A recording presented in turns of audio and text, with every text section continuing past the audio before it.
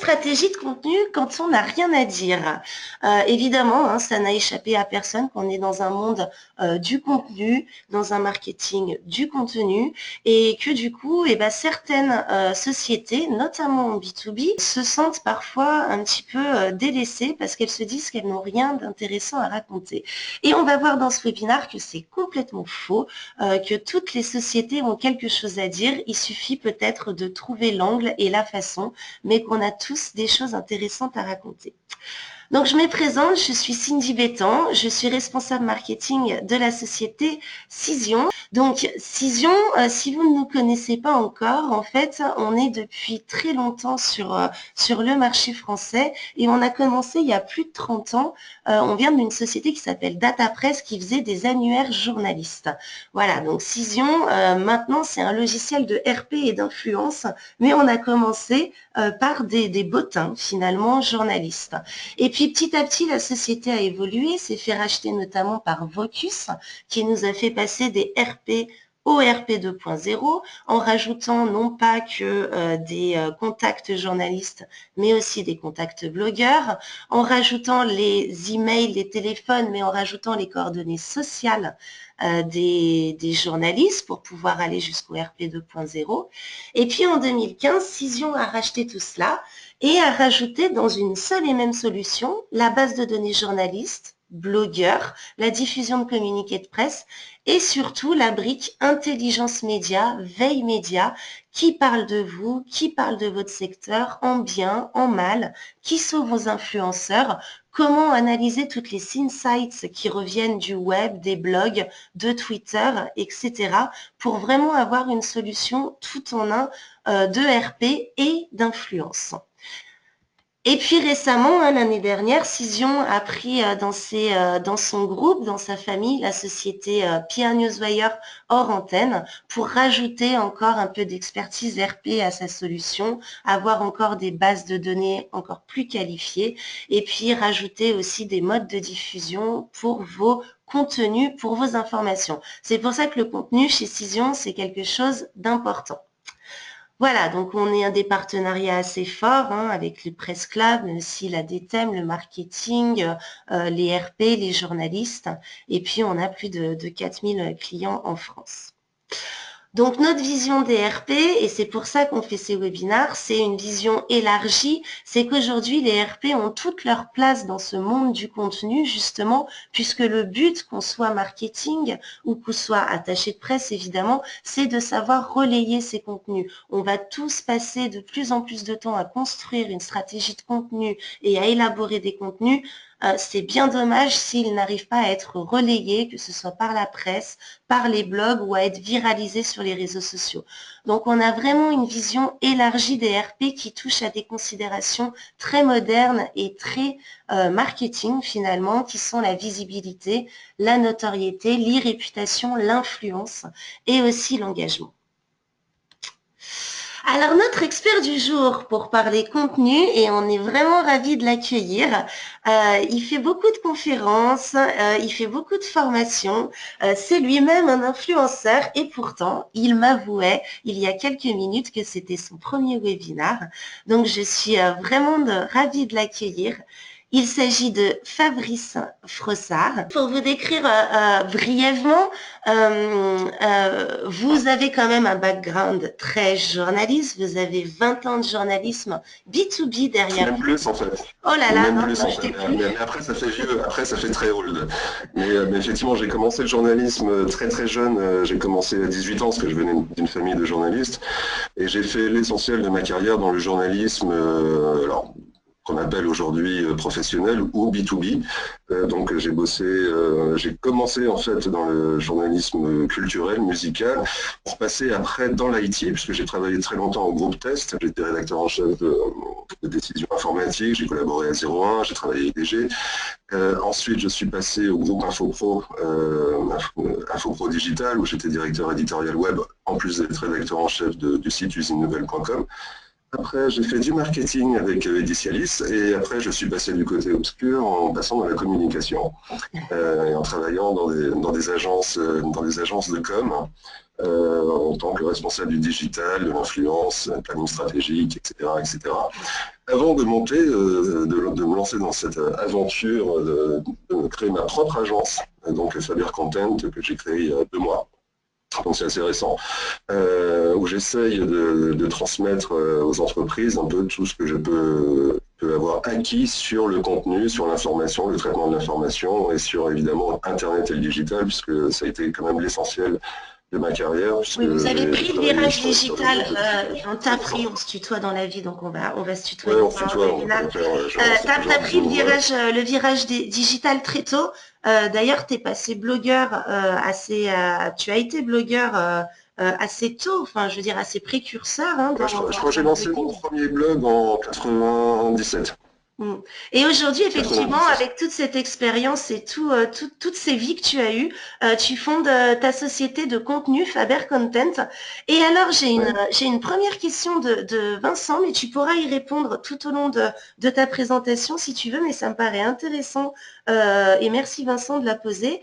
Il voudrait savoir si tu peux nous expliquer la différence entre storytelling et brand content. Voilà, donc si dans une stratégie de contenu, quelle est la Ah, différence et donc on pourra voir tout ça tout au long de ta ouais. présentation si tu veux. Mais voilà le type de Ouais. questions auxquelles tu dois t'attendre, Fabrice, de nos auditeurs D'accord. experts. Je peux spoiler la réponse ou pas? Tu peux faire tout ce que tu veux, c'est ton webinaire. Ça n'a rien à voir. Vincent, ça n'a rien à voir. Le storytelling, c'est un outil, alors que le brand content, c'est un sujet, c'est un type de contenu de marque. Et pour faire du brand content, tu peux éventuellement, je te tutoie Vincent, tu peux éventuellement utiliser du storytelling, mais c'est pas une condition forcément sine qua non. Comment produire du contenu? Alors juste pour aller très très vite, donc Faber Content, c'est vrai que l'agence est assez récente, mais en même temps je travaille depuis très longtemps pour des entreprises. Donc là vous avez quelques références, donc comme vous pouvez le voir, on est plutôt dans un univers B2B, plutôt dans l'IT, plutôt dans la formation, parce que là c'est mon secteur de prédilection et c'est là aussi qu'il y a sans doute le plus de questions concernant le contenu, les stratégies de contenu, les stratégies d'influence. Et donc c'est vrai que je m'en suis fait une spécialité parce que je fais partie de ces personnes qui sont persuadées que le contenu, que toutes les entreprises B2B, quel que soit leur secteur, même le plus aride, ont quelque chose à dire.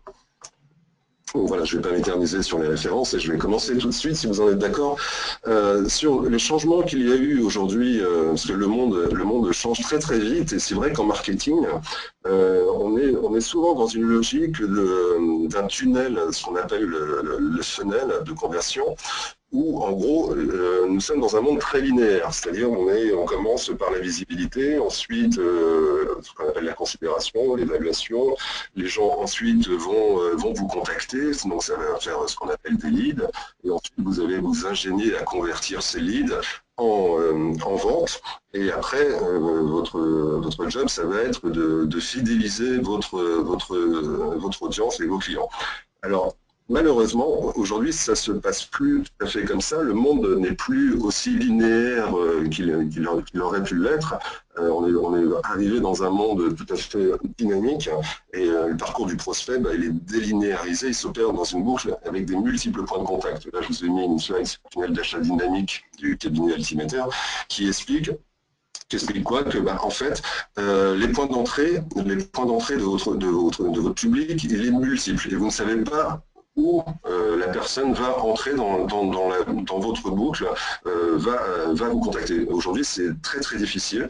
Pourquoi? Parce qu'on est passé vraiment d'un monde un peu ce qu'on appelle top-down à un monde où, en gros, aujourd'hui, chacun consomme l'information de manière tout à fait erratique. Alors, même si on n'a jamais consommé autant d'informations, aujourd'hui ça devient tout à fait erratique. Et on est vraiment dans un monde galiléen. Et dans ce paysage-là, dans ce nouveau paysage, c'est vrai que le contenu va vous servir à attirer à attirer un public, mais vous ne savez pas comment et vous ne savez pas où. Donc, ce qui veut dire qu'il faut être présent autant que faire se peut le plus possible dans tous les carrefours d'audience et être dans l'esprit des gens, dans l'esprit de votre audience, pour qu'au moment de la décision d'achat, vous soyez dans leur univers cognitif. C'est un peu les grands changements qu'il y a eu ces dernières années et c'est pas fini. Et d'autant plus que quand on est dans un univers B2B, il faut savoir, ça je crois que tout le monde est à peu près au clair là-dessus, que 57% des acheteurs ont pris leur décision avant de vous contacter. Qu'est-ce que ça veut dire? Ça veut dire que tout leur chemin de décision avant de vous contacter, ils l'ont déjà fait en surfant sur le web, en allant chercher de l'information, en comparant, en faisant des benchmarks. Et quand ils vous contactent, globalement, vous avez un lead qui est déjà plus ou moins qualifié. Mais l'enjeu, c'est évidemment de rentrer dans la boucle avant que cette personne soit même dans l'esprit d'acheter quelque chose ou de vous contacter. Donc d'être présent tout au long du parcours, quel que soit l'instant où il est dans ce parcours. Et évidemment, le contenu, pourquoi tout le monde parle de contenu? Parce que c'est ce qui va créer une relation avant l'achat. Le contenu, c'est ce qui va vous permettre de convaincre, c'est ce qui va vous permettre d'être présent dans l'esprit des gens. Et aujourd'hui, votre enjeu, c'est quoi? Quand on parle de marketing de contenu, l'enjeu, c'est de vous créer une audience. C'est de trouver votre audience, de repérer votre audience et de créer votre propre audience et être dans l'esprit des personnes au moment où elles auront besoin de vous. Alors, une fois qu'on a dit ça, il y a quelques problèmes. Le problème, c'est ce qu'on appelle aujourd'hui le content check, c'est-à-dire que tout le monde se dit, oui, c'est vrai que le contenu, finalement, c'est ce qui fonctionne le mieux. Donc, tout le monde s'est mis à faire du contenu. Là, je vous ai mis quelques chiffres, j'aurais pu en mettre beaucoup plus, juste pour vous donner une impression de ce qu'est le content check. Juste les pubs. 5,3 milliards de publicités sont affichées par jour. Vous êtes soumis à énormément de publicité, 400 millions de tweets, 10 000 messages de marque par jour, 5 milliards de posts Facebook, etc., etc., etc. Donc aujourd'hui, on a dépassé le stade de l'infobésité. On est vraiment ailleurs. C'est-à-dire qu'on est vraiment dans un monde où la capacité d'attention de l'internaute moyenne est de plus en plus basse. Elle est passée à 8 secondes versus 17 secondes il y a encore 3-4 ans. Donc ça veut dire quoi? Ça veut dire que pour capter l'attention de la personne, il va falloir être très très brillant, très très fort. Et un deuxième problème qui arrive par la suite, c'est que 65% du contenu qui est produit n'est jamais vu ou n'est jamais utilisé par les entreprises et n'est jamais vu par votre public. Et donc la conséquence de ça, je ne sais pas ce qui se passe, c'est que 39% des directeurs marketing ou responsables d'entreprise jugent que leur content marketing est inefficace, ce qui est tout à fait logique. Et quand vous voyez la profusion de contenu à disposition, forcément être efficace, convertir, ça devient de plus en plus compliqué. Donc on peut se dire, non, je ne vais pas me lancer dans une stratégie de contenu, je vais continuer à faire de la publicité, acheter des mots-clés, etc. Ça va être très bien. Faire du contenu, c'est totalement impossible. Eh bien non, c'est pas impossible, mais pour ça, il faut faire les choses bien. Alors, je vais passer assez vite là-dessus, on pourra en reparler si vous avez des questions, mais globalement, le marketing de contenu a 6 phases que vous voyez. La plus importante étant la stratégie globale que vous allez mettre en place et ensuite que vous allez dérouler au regard de ces 6 items. Si vous avez des questions là-dessus, je pourrais y répondre après, mais sachant qu'une bonne stratégie de contenu, vous devez absolument suivre chacune de ces étapes et de la manière la plus rigoureuse possible. Ce qu'on constate aujourd'hui, ce que je vois chez des clients et ce que je vois aussi dans d'autres entreprises, c'est que souvent, ce qui se passe, c'est de dire, ok, on va faire du contenu, ça va être génial, on va faire des blogs, on va diffuser tout ça sur les réseaux sociaux et ça va fonctionner. Alors, la réponse est non, ça ne fonctionne pas. Ça ne fonctionne pas parce qu'il manquera forcément une des étapes de ce cycle. Et après, on se dit, non, finalement, ça ne fonctionne pas. Alors, ça ne fonctionne pas parce qu'on n'a pas fait le job de manière rigoureuse. Le contenu, c'est quelque chose de très, très rigoureux. Alors oui, j'ai des questions justement. Enfin, j'ai en tout cas une question de Benjamin. Effectivement, il faut attirer l'attention aujourd'hui grâce au contenu et c'est un des enjeux. Mais il faut aussi faire perdurer cette attention, notamment sur les réseaux sociaux, créer ce fameux engagement. Donc finalement, il y a 2 phases au contenu, il y a deux objectifs au contenu. Alors, il y en a plus que deux, mais effectivement, Benjamin a raison. La première phase, c'est un peu la première phase du tunnel de conversion, c'est attirer l'attention. C'est comment je vais capter l'attention de mon audience cible, j'insiste sur l'audience cible, et le Graal de tous les marketeurs de l'entreprise, effectivement, dans un second temps, c'est l'engagement. C'est-à-dire comment je vais faire pour engager mon public et maintenir la relation avec mon public. Ça, c'est ce qu'on appelle en bon français le lead nurturing. C'est-à-dire qu'une fois que j'ai capté une partie de mon audience, une fois que j'ai capté un prospect, comment je vais nourrir cette personne, comment je vais nourrir ma relation avec cette personne pour qu'elle puisse, au moment de prendre une décision d'achat, convertir et me contacter moi plutôt qu'un autre. Donc effectivement, le contenu, c'est dans une première phase attirer les personnes, susciter, capter l'attention, puisqu'on a beaucoup parlé de l'économie de l'attention.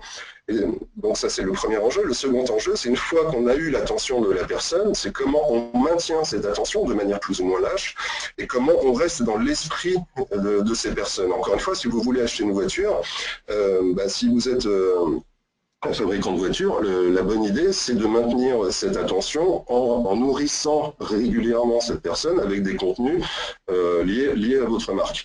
Et si possible, et là c'est le Graal, que cette personne réagisse et interagisse avec vous. Parce qu'on parle beaucoup des réseaux sociaux, mais les réseaux sociaux, c'est quoi la finalité? C'est l'interaction. Et ça, c'est ce qu'il y a foncièrement de plus dur. Donc, l'objectif, capter l'attention, maintenir l'attention, maintenir la relation. Parce que l'objectif, on est bien dans le maintien de l'attention. Et c'est très, très difficile. Mais je t'en prie, j'espère avoir répondu. Donc, pour ça, quel contenu? Alors, je vais dérouler assez vite, comme ça on pourra passer aux questions, sachant qu'on a quand même déjà pas mal synthétisé. Alors, je reviens aux grands anciens. Alors, bon, vous allez me dire, ok, on connaît tous les cas d'entreprise, mais ils sont intéressants parce que, par exemple, si on prend le guide Michelin, vous le connaissez tous, c'est le petit livre rouge qui a été créé en 1900. Alors, il est intéressant à plusieurs titres. Le premier, c'est qu'il a été créé à l'origine pour les cyclistes, mais aussi pour les automobilistes. C'était un marché naissant, il y avait 2400 automobilistes en 1900, donc l'année de l'exposition universelle, donc c'est pas beaucoup. Mais là, on a un fabricant de pneus qui se dit comment est-ce que je pourrais publiciser ma marque, en même temps être connu et reconnu et maintenir une relation dans le temps. Je précise que c'est du pneu, donc à ceux qui pensent qu'ils n'ont rien à dire, je pense que là, le challenge était pas mal. Le challenge était absolument monstrueux. Et donc le fabricant de pneus s'est dit, finalement, qui je vais viser? Je vais viser l'utilisateur final.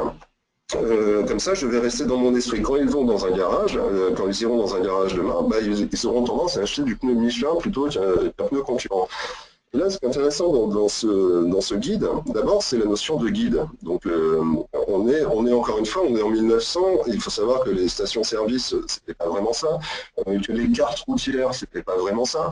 Que la carte des restaurants, des hôtels, c'était pas ça non plus. Et donc, Édouard Michelin, le frère du fondateur, s'est dit, on va faire un guide où on va donner toutes ces informations. Et en plus, il y a certainement un marché en plein essor, celui de l'automobile. Donc celui des automobilistes, donc autant occuper le terrain en premier, donc on va sortir ce guide. Donc il y a un pari sur le futur, on apporte un contenu qui est utile. En B2B, si vous n'êtes pas utile, vous ne servez juste à rien. Le contenu, il faut qu'il soit très utile. Donc l'utilité ici, elle est flagrante. C'est les cartes, c'est les hôtels, c'est les restaurants, etc. Et donc, on apporte de l'information et il y a une véritable valeur d'usage qui fait que les personnes gardent le guide Michelin dans leur voiture ou l'emportent sur leur vélo. Donc, on est vraiment toujours à l'esprit, la marque est toujours à l'esprit du consommateur final. Et ce consommateur final, lui, va arriver dans un garage, une concession ou autre, et dit, je veux du Michelin. Et le point très, très, très important en contenu, et ça, c'est vraiment la guideline forte, c'est que Michelin a fait un guide pour une audience. Il a vraiment dit, OK, mon audience, ce sont les cyclistes et les automobilistes. Et il ne l'a pas fait pour une entreprise, c'est pas du contenu top-down où on va dire les pneus Michelin c'est les meilleurs, ils collent à la route, etc. Non, c'est pas le sujet. Le sujet, c'est que j'apporte une information utile à l'utilisateur et il va se servir de mon information pour se diriger sur les routes de France et de Navarre. Donc, Le guide Michelin créé en 1900, on a toutes les composantes d'une vraie stratégie de contenu qui est encore valide aujourd'hui et qui malheureusement n'est pas toujours respectée. Et Fabrice, Et c'est toujours là, dans les... pardon, là Oui. j'en appelle à ton expérience de journaliste, mais en ayant voulu faire une campagne bénéfique pour les consommateurs, pour son audience, finalement on est arrivé à rayonner en termes de notoriété puisque les journalistes et la presse a relayé finalement ces informations. Quand est-ce que le guide Michelin sortait, qu'est-ce qu'il y avait de nouveau dans le guide Michelin. Donc du coup, ça fait des petits, si je puis dire, et c'est une vraie stratégie RP aussi. Ah ben c'est une vraie stratégie RP. Encore une fois, on est bien dans une stratégie d'occupation de terrain, d'occupation de territoire.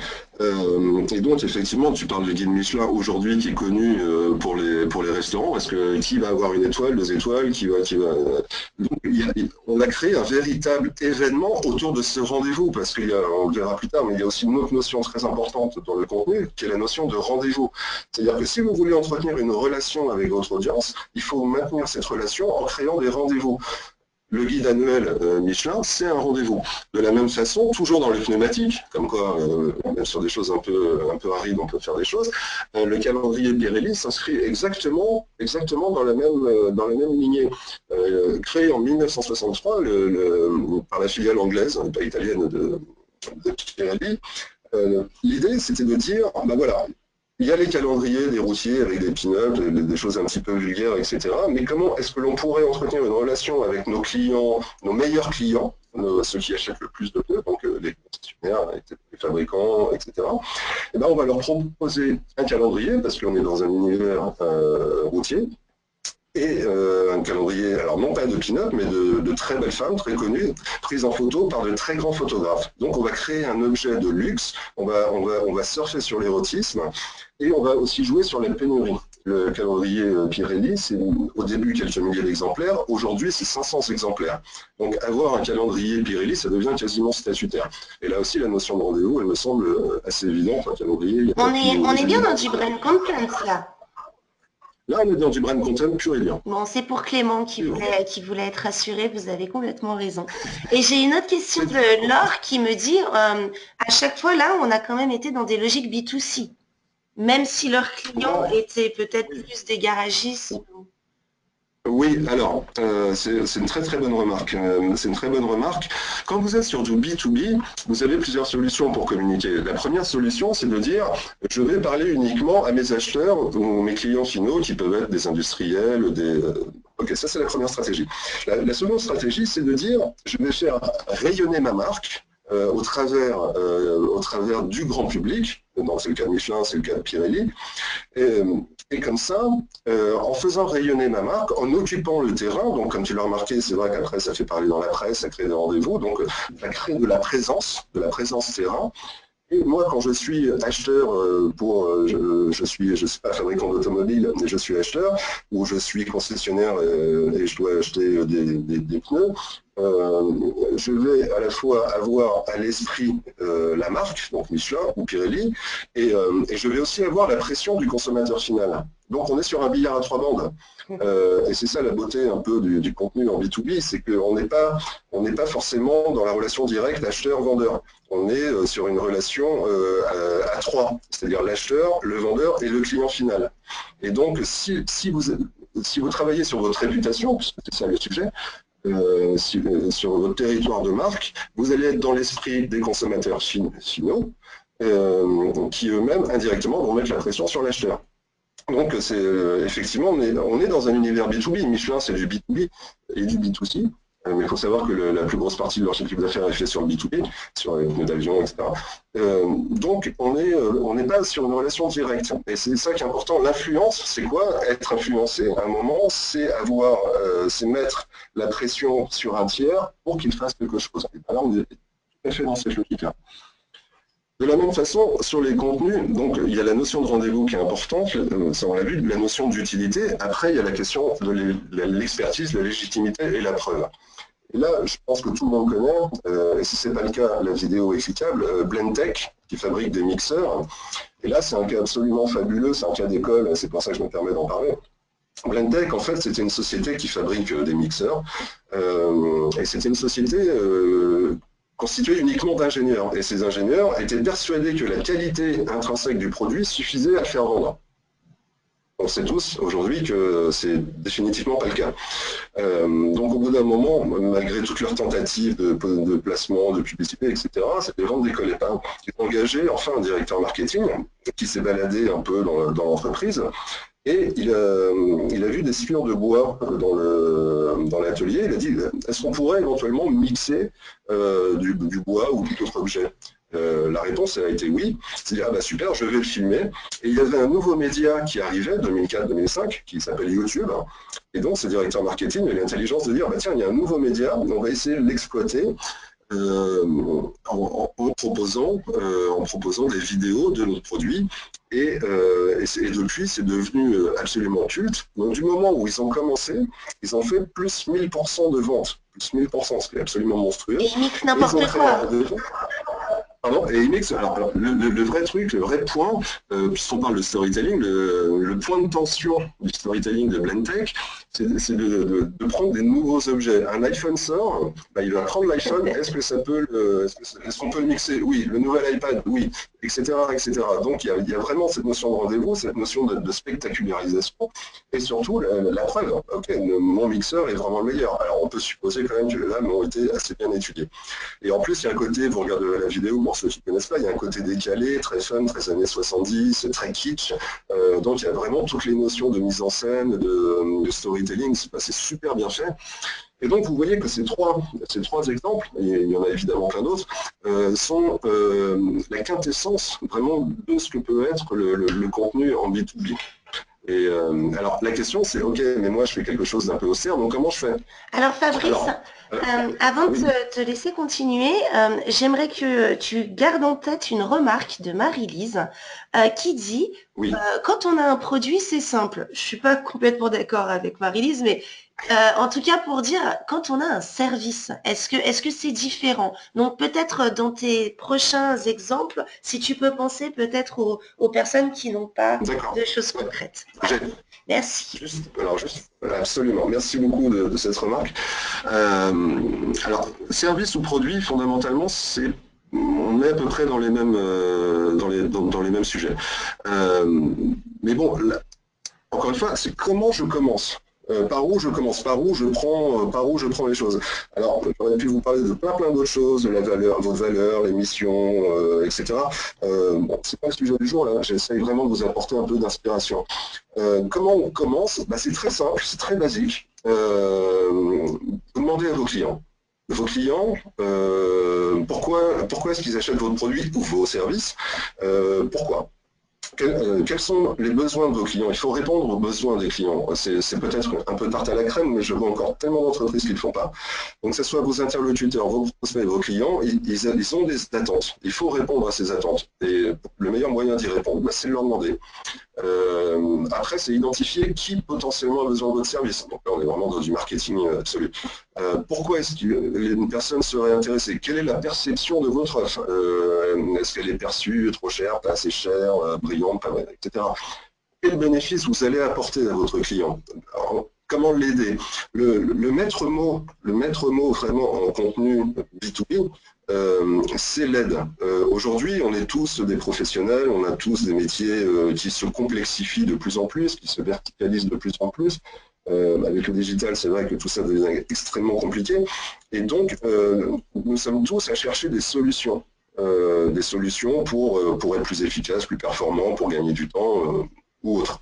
Et en B2B, quel que soit votre produit ou service, votre mission, bah, c'est justement de participer à être la personne en face est le plus efficace.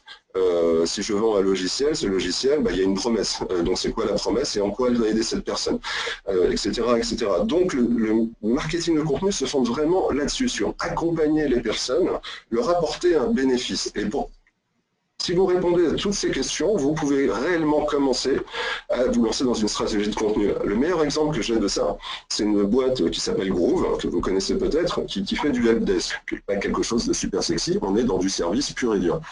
Ils ont, au moment de leur lancement, ils se sont dit, le contenu c'est génial, on va faire plein de contenu, ce qu'ils ont fait. bah, ça n'a pas du tout fonctionné. Pourquoi ça n'a pas fonctionné? Parce que ce n'était pas du tout en adéquation avec la demande des clients. Donc, qu'est-ce qu'ils ont fait? Ils ont été voir les clients, ils ont écumé les forums, ils ont fait des questionnaires et ils se sont dit, bah, ok, qu'est-ce que vous attendez? Comment on peut vous aider? Et à partir de ce moment, ils ont publié sur des blogs des réponses aux questions que les gens se posaient le plus fréquemment. Et c'est devenu aujourd'hui une entreprise qui fait 5 millions de dollars de chiffre d'affaires et qui a 225 000 abonnés au blog. Donc, encore une fois, juste en répondant aux préoccupations de leurs clients, ils ont absolument cartonné. Et c'est ça que vous devez toujours garder en tête, c'est comment je peux aider, accompagner, répondre aux questions que les gens se posent. Si vous faites ça très bien, le reste, ça se passera tout seul. Vous pouvez aussi demander et utiliser vos collaborateurs. Vos collaborateurs en interne, ils sont au contact des clients, ils savent tout ça. Donc posez-leur des questions.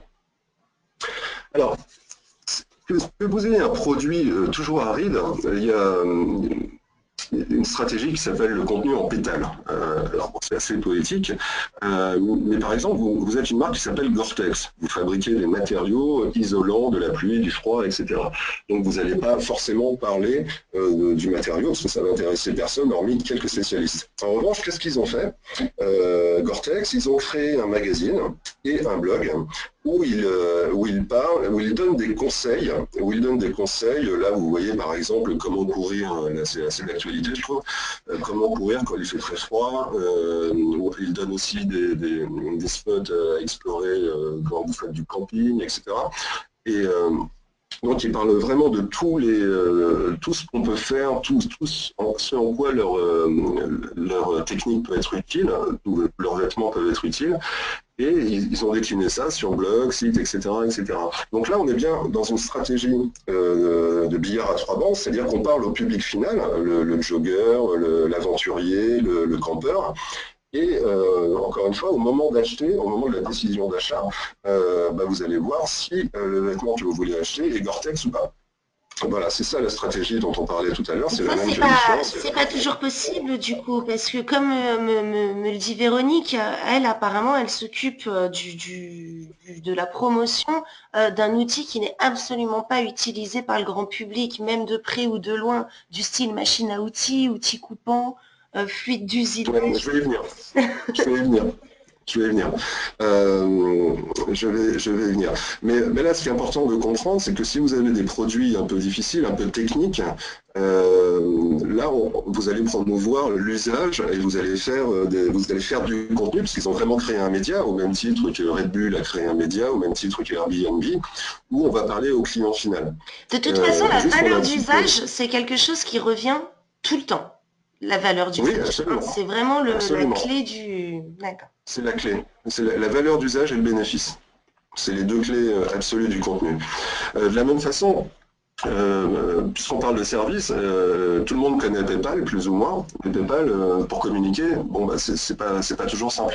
Eux, qu'est-ce qu'ils ont fait? Toujours le client, ils ont mis en scène le client. Donc, vous allez sur leur compte Instagram et vous avez à chaque fois un storytelling sur le client type de PayPal. Là, vous voyez, c'est un snowboarder. Et vous voyez, il y a un travail graphique, il y a un vrai storytelling. Et il y a quasiment 300 000 abonnés, ce qui est plutôt pas mal. Aider la décision, alors ça c'est un client que j'ai eu, Brother, qui a une stratégie de un outil de visioconférence, donc vous voyez là on est dans un outil, qui est plutôt performant. Et là l'idée c'est à la fois pour qualifier et pour avoir des leads, c'est de dire ok, simulez vos économies. On donne un outil pour faire des calculs, donc ça s'adresse à la DAF, à la DG, entreprise, et ok, voilà, plutôt que de payer des déplacements, faites le calcul comparativement en train, en avion, etc. Et une autre solution de visioconférence. Là, vous voyez, on est bien dans l'aide, on accompagne la personne en lui fournissant un outil. De la même façon, ce qui fonctionne très très bien en B2B, c'est les guides. Alors les guides, il y en a plein. Je vous ai donné cet exemple parce que je le trouve intéressant. Là, c'est un exemple pour les PME, pour leur expliquer comment fonctionne Google Analytics et en quoi ça peut les aider. Alors vous noterez deux choses. La première, la façon dont il est mis en scène, c'est-à-dire que selon où vous en êtes dans votre connaissance et implémentation de Google Analytics, vous avez au regard la réponse. par exemple, c'est est-ce que vous avez déjà mis en place Google Analytics? Si la réponse est non, bah, c'est ok, comment configurer, le mettre en place, etc., etc. Là, ce qui est intéressant, c'est que celui qui fait ces guides, parce qu'il y en a plein, c'est un courtier d'assurance. On peut dire, bon, pourquoi un courtier d'assurance fait des guides sur le web marketing? Bah, encore une fois, juste parce qu'il est dans son rôle. Son rôle, c'est quoi? C'est d'accompagner, c'est de rassurer, c'est de créer de la confiance, et c'est d'être vraiment dans l'esprit des personnes en disant, bah, voilà, lui, il m'apporte vraiment des conseils pour faire tourner ma petite entreprise. Donc, au moment de prendre une assurance, bah, j'aurais peut-être tendance à aller le voir lui parce qu'il a fait le boulot en amont. Encore une fois, on est toujours en amont. C'est-à-dire, le contenu, c'est quelque chose qui est utile en amont. Et en aval, on verra pour d'autres raisons, mais la vraie partie du job, c'est de le faire en amont.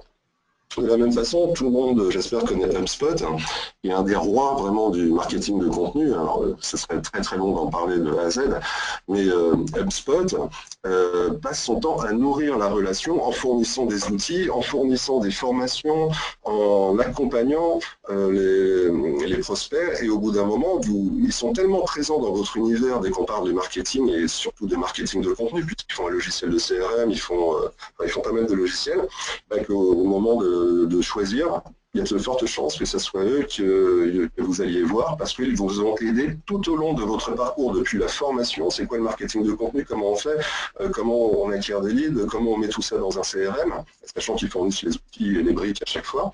Et tout au long de votre parcours, ils vous fournissent des outils, des templates, des gabarits, des calculateurs. En B2B, Fabrice, si je résume un peu, l'expertise, montrer finalement son expertise et montrer qu'on comprend, qu'on se met à la place finalement de son client et qu'on le rassure, c'est un peu l'objet.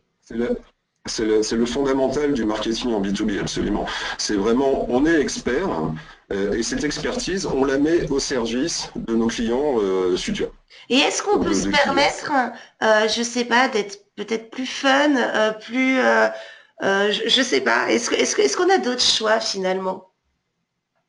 Alors, on a plein d'autres choix.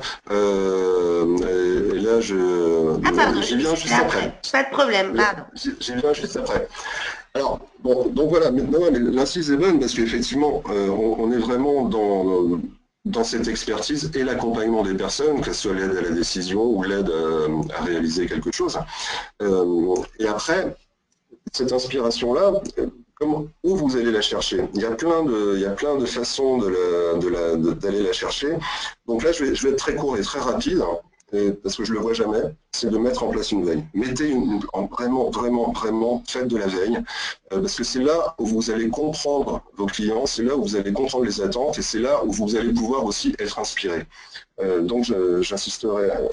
Écoute Fabrice, je peux pas m'empêcher de mettre mon grain de sel en tant que Cision, parce qu'on a beaucoup de clients attachés de presse qui nous disent mais je m'en fiche de votre outil de veille qui est adossé à cette base de données journalistes. Et justement, on leur explique que pour créer du contenu, pour intéresser les journalistes, il faut être aussi un petit peu tendance, parce qu'il y a aussi des tendances chez les journalistes et il faut comprendre ce qui est en train de passer et ce qui se passe dans les médias. Donc ça a du sens de suivre et de regarder ce qui se passe.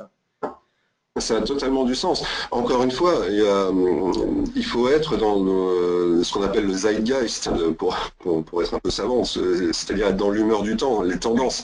Donc là, je vais en parler juste après, mais justement, une des premières questions qu'on peut se poser pour être dans l'esprit du temps, c'est aussi de poser des questions. Alors juste pour information, ça j'ai mis un outil, parce que je sais que j'en bien des outils. Vous pouvez, il y a un site comme celui-là qui s'appelle Answer the Public, où tu vas poser une question sur n'importe quel sujet, et il va te dire toutes les déclinaisons possibles autour de ce sujet.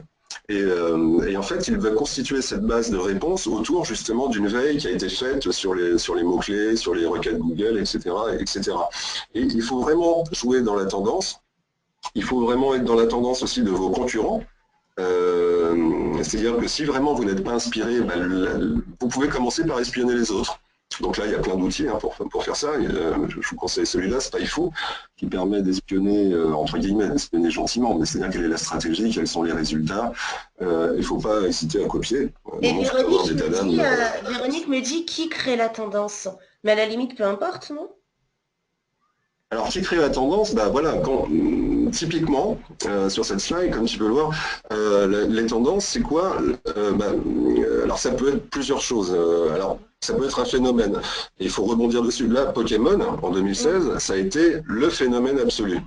Donc, ça a échappé à personne. Et là, ce qui est intéressant, c'est que quelle que soit l'entreprise, on peut dire, bah, finalement, est-ce qu'il y a des leçons à retirer de Pokémon Go qui sont applicables, qui ont un impact sur mon entreprise, sur mes clients, etc. Et quand vous tapez Pokémon Go dans Google, bon voilà, je vous ai mis juste les 4 premiers résultats, et vous voyez que ce soit le marketing, les médias, la santé, etc. Tout le monde s'est inspiré de Pokémon Go pour en retirer quelques leçons.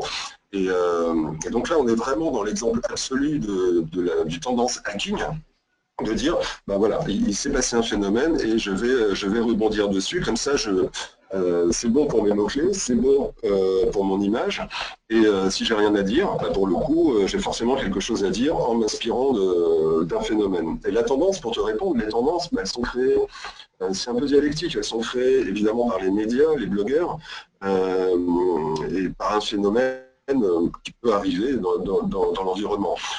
Typiquement, alors si on reste un peu dans nos domaines, l'année dernière, les grandes tendances, c'était quoi? C'était le big data. Alors le big data, il y en avait du sol au plafond. On va dans l'entreprise, on se rend compte qu'on est très loin quand même du compte. Cette année, ça va être la réalité virtuelle, la 3D, l'impression 3D dont on parle depuis des années. Donc les tendances, on peut les détecter en faisant de la veille, en faisant de la veille et puis en posant des capteurs auprès de sources relativement identifiées et en lisant les médias, évidemment, et en étudiant les réseaux sociaux, évidemment. Alors du coup, on me dit, mais est-ce qu'on peut pas être aussi, nous, à l'origine du tendance? C'est un peu ambitieux, non, quand même, surtout quand on est... Enfin, c'est pas donné à tout le monde, quand même. Non, Moi, je ne me on sens peut, pas bien forcément sûr qu'on capable, peut. en tout cas, en tant que Alors, responsable marketing de Cision, de créer un alors, phénomène. être à l'origine d'une tendance, c'est vrai que si tu n'es pas une multinationale, c'est un peu compliqué. Par exemple, l'intelligence artificielle, on voit bien que c'est devenu un sujet de tendance du moment où IBM, Google, Et Google l'ont pris. Et le big data, pour revenir sur toi, c'est IBM qui avait pris ce sujet à bras-le-corps et qui avait vraiment chiffré les choses. Enfin, je oui, veux dire, oui, effectivement, on peut créer une tendance, mais waouh. ouais, non, c'est un peu compliqué. Merci de mentionner IBM parce que c'est une de mes boîtes préférées en termes de marketing de contenu. Ils sont absolument fabuleux. Tu vois, un sujet aride, par exemple, typiquement comme l'intelligence artificielle, tout le monde a en tête, je pense, ce qu'ils ont fait avec Jeopardy il y a quelques années. Où ils avaient mis leur ordinateur face au champion de Jeopardy et l'ordinateur a gagné. Voilà, du brain content intelligent et IBM a une stratégie de contenu qui est absolument fabuleuse, qui mériterait un webinaire à lui tout seul. Mais pour créer une tendance, il y a plusieurs types de tendances. Il y a la tendance effectivement technologique dans nos univers. Et quand vous voulez non pas créer une tendance, ce qui est intéressant, là, typiquement, c'est de rebondir sur cette tendance, mais en prenant le contre-pied. Parce que quand on fait du contenu, il faut trouver l'angle qui va pouvoir capter l'attention.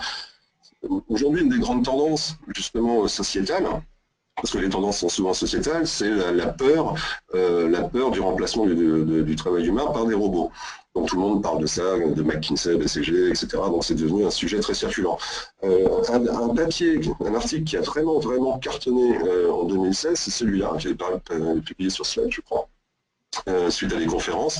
C'est justement, ok, en fait, c'est le job que les robots n'auront pas. Donc on voit bien, on prend le contre-pied de la tendance et on dit, ok, il y a l'intelligence artificielle, il y a les robots, mais l'humain là-dedans, il est important et les robots n'auront pas pas tous les jobs. Et là, vous voyez bien, on est dans cette logique de rassurer les personnes. C'est-à-dire qu'on est tous anxieux. Si mon boulot peut être fait par un robot, ça veut dire que mon avenir professionnel, ça va être un peu compliqué. Et celui de mes enfants aussi.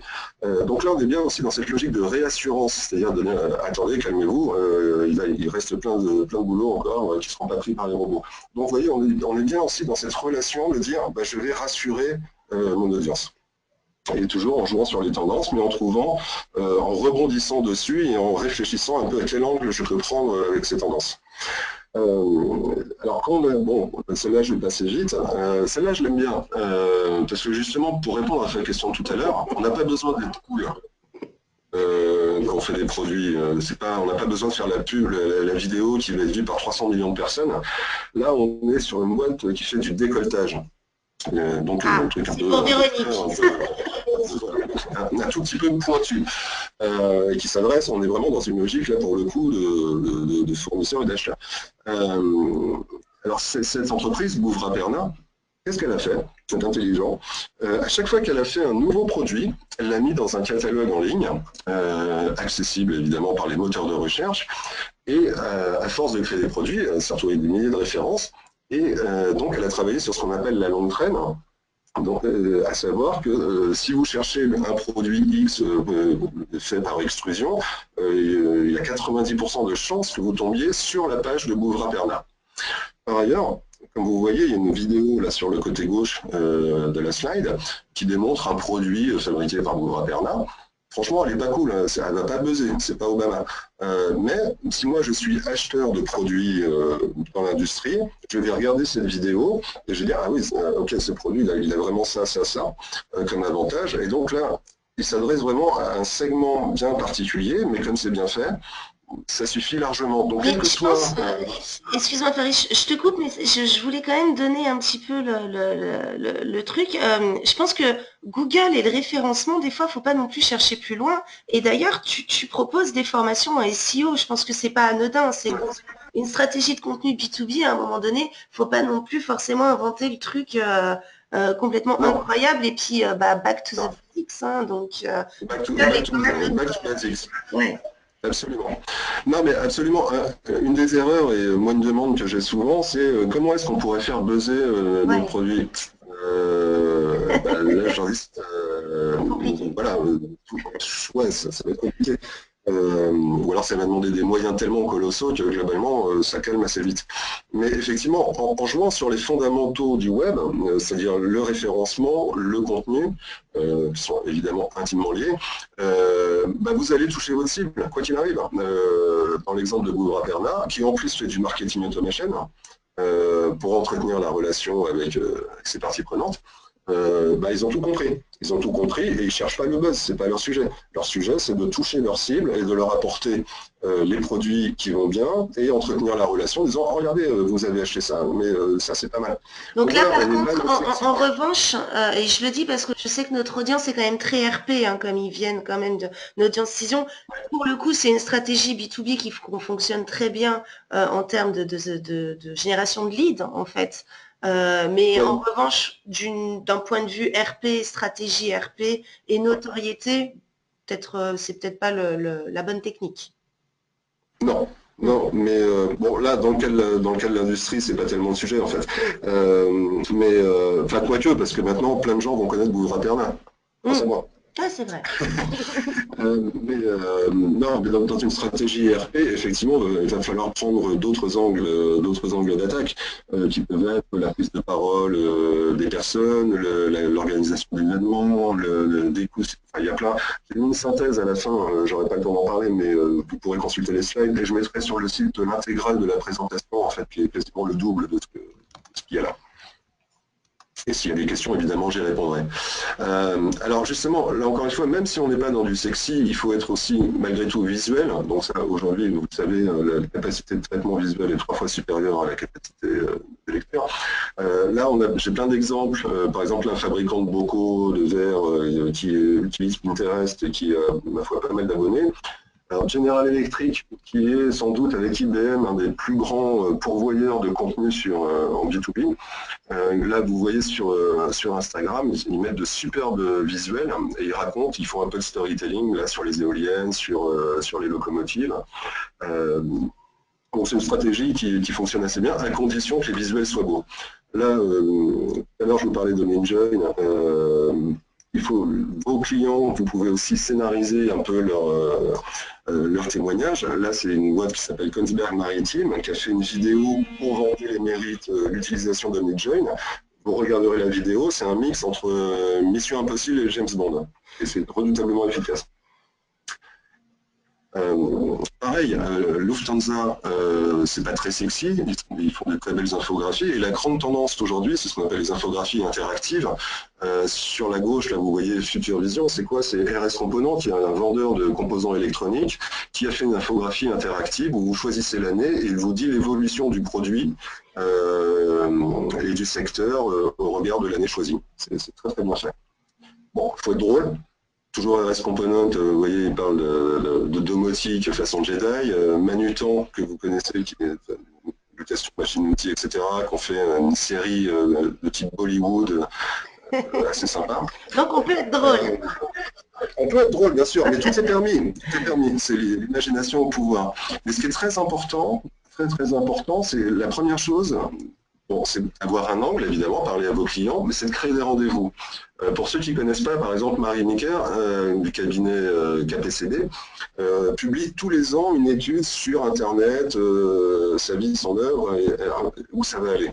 Donc c'est l'étude référente, c'est un peu comme l'hype de Gartner, c'est l'étude référente annuelle, elle la diffuse sur SlideShare, et c'est 2 millions de vues. Sans doute plus aujourd'hui. Donc là, on est bien sur la notion de rendez-vous, de légitimité, d'expertise, de bénéfice, parce qu'il y a plein d'entreprises qui vont fonder leur stratégie sur ce rapport.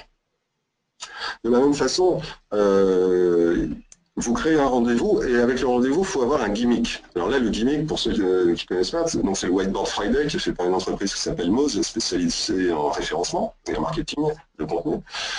Donc tous les vendredis, ils créent un rendez-vous où ils vont parler d'un sujet de manière assez professorale, assez drôle, en utilisant le tableau blanc. Donc le whiteboard, donc ça s'appelle Whiteboard Friday, le whiteboard, c'est le gimmick. Et une fois que vous avez trouvé le rendez-vous, le gimmick, vous avez une niche. Par exemple, si on parle de choses pas très sexy, là, vous avez cette femme qui s'appelle Trish Witkowski, qui, elle, s'adresse aux créatifs en agence et les créatifs qui font du mailing papier. Donc, c'est quand même, on est sur quelque chose de très, très pointu. Et elle a créé un rendez-vous où elle démontre des créations possibles avec du papier. Et là, son gimmick, c'est quoi? Vous remarquerez qu'elle porte un t-shirt, et ce t-shirt, il change à chaque fois. Et au bout d'un moment, une personne lui a dit, mais est-ce que je peux acheter ce t-shirt? Et du coup, elle s'est mise à vendre les t-shirts en question, et elle a acquis une audience qui est assez impressionnante au regard du sujet, qui est très pointu. Juste avant de finir rapidement, l'idée, quand vous faites du contenu, une fois que vous avez suivi toutes ces guidelines, capitaliser dessus, parce que le contenu, ça peut prendre du temps, c'est des moyens. Et là, Cision, que vous connaissez peut-être, fait une étude annuelle journalistes et réseaux sociaux, et comme vous pouvez le voir, elle le décline partout. C'est un livre blanc, c'est une infographie, c'est des billets de blog, ça peut être des sujets sur voilà. Et ça, c'est ce qu'on appelle The Target Journey aux États-Unis. C'est-à-dire que votre contenu, vous allez le découper et voir comment vous pouvez capitaliser sur ce contenu, alors pour en faire des slides, pour en faire des billets de blog, des infographies, des webinars, des vidéos, des quiz, que sais-je, ou l'inverse. C'est-à-dire que vous pouvez partir d'un livre blanc pour le découper, ou vous pouvez agréger tout votre contenu pour le transformer, par exemple, en e-book ou en vidéo, etc., etc. Alors, j'ai une petite remarque avant que tu conclues, qui nous dit, et quand on a peu de budget, j'ai presque envie de répondre moi-même. Alors, tu as parlé de cette étude journaliste et réseaux sociaux. Dans le budget marketing de Cision, ça fait partie des campagnes qui nous coûtent le moins cher finalement. Parce que quand le contenu est intéressant, quand effectivement il y a cette expertise, j'ai envie de dire, ça marche presque tout seul. C'est-à-dire que voilà, effectivement, après on fait des conférences et puis les gens qui étaient présents à vos conférences, ils vous demandent de venir à autre chose et il y a une espèce de cercle vertueux qui se passe. Et c'est ça le contenu finalement. C'est plus de temps que d'argent, non? C'est l'idée, c'est se reposer sur les fondamentaux que j'ai évoqués, et après c'est avoir la bonne idée qui correspond vraiment aux besoins d'un public. Quand tu as fait cette étude, tu t'es dit finalement à qui je m'adresse, au RP et aux journalistes. Si je mixe les deux, et si je fournis une information utile aux deux parties, finalement ça ne peut que les intéresser. Donc tu t'es vraiment appuyé sur ton audience cœur, ton cœur d'audience, donc plutôt les RP, en leur apportant une information utile qui en plus est un rendez-vous. On voit bien qu'il y a un rendez-vous. Le rendez-vous, c'est l'étude annuelle journaliste et réseaux sociaux. Et donc, tu as vraiment trouvé exactement tout ce que je viens de démontrer. Donc, bravo, quel talent. Et effectivement, ça ne coûte pas cher, à part le mouvement initial. Après, le contenu, il y a une inertie du contenu. C'est ça qui est intéressant, quand il est bien fait. Donc, pour finir, bon, ben voilà, je vous ai fait une petite synthèse assez rapide. Mais si vous suivez un peu ces guidelines, normalement, ça devrait bien se passer, mais surtout, soyez utile, apportez un bénéfice et parlez à vos clients, à votre audience. Constituez-vous une audience avec qui vous allez créer un rendez-vous en apportant un contenu utile et en les aidant, en les accompagnant tout au long de leur parcours. Si vous suivez ça, normalement, ça devrait bien se passer. Et effectivement, c'est pas forcément cher. Ça peut devenir très cher, mais en général, ceux qui dépensent énormément d'argent en contenu sont ceux qui n'ont pas de stratégie. Bon, soit vous êtes une très grosse boîte, hein, Coca-Cola, IBM, Airbnb, soit vous êtes une boîte où vous dites ok, je vais faire du contenu parce que c'est bien, donc vous allez payer des agences pour produire, mais au final, il ne va pas se passer grand-chose parce qu'il n'y aura pas eu cette stratégie, il n'y aura pas eu toutes les étapes que j'ai mentionnées, et donc nul vent n'est favorable à celui qui ne sait où il va, comme on dit.